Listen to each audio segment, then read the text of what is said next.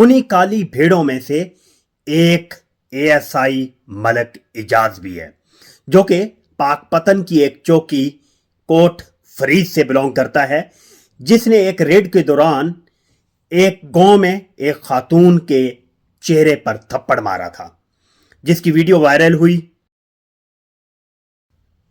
Punjab police में कुछ ऐसी काली भेड़े हैं जिन्होंने पंजाब पुलिस की जो स्याह पिक्चर है ना, ब्लैक पिक्चर, काली तस्वीर हमारी सोसाइटी के सामने रखी हुई है। उन्हीं काली भेड़ों में से एक एएसआई मलक इजाज भी है, जो कि पाकपतन की एक चौकी कोट फरीद से बिलोंग करता है, जिसने एक रेड के दौरान एक गांव में एक खातून के चेहरे पर थप्पड़ मारा था, जिसकी वीडियो वायरल हुई। लोगों ने सोशल मीडिया पर एहतजाज किया और लोगों ने इंसाफ के लिए दुहाइयां देना शुरू की। तब उस काली भेड़ के खिलाफ मुकदमा दर्ज हुआ और उसे अरेस्ट किया गया।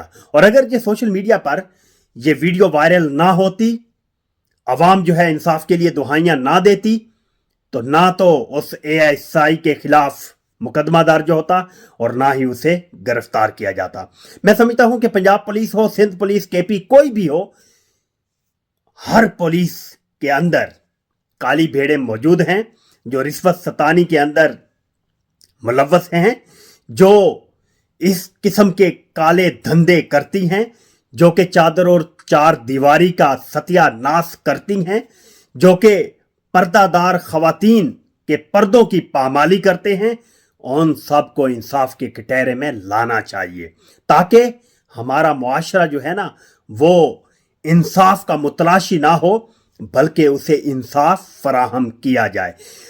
ऐसा नहीं है कि पंजाब पुलिस के अंदर सारे के सारे ही ऐसे हैं। मैं पर्सनली एक एसएचओ चौधरी मोहम्मद हुसैन फारूक साहब को जानता हूं, मैं पर्सनली उन्हें जानता हूं।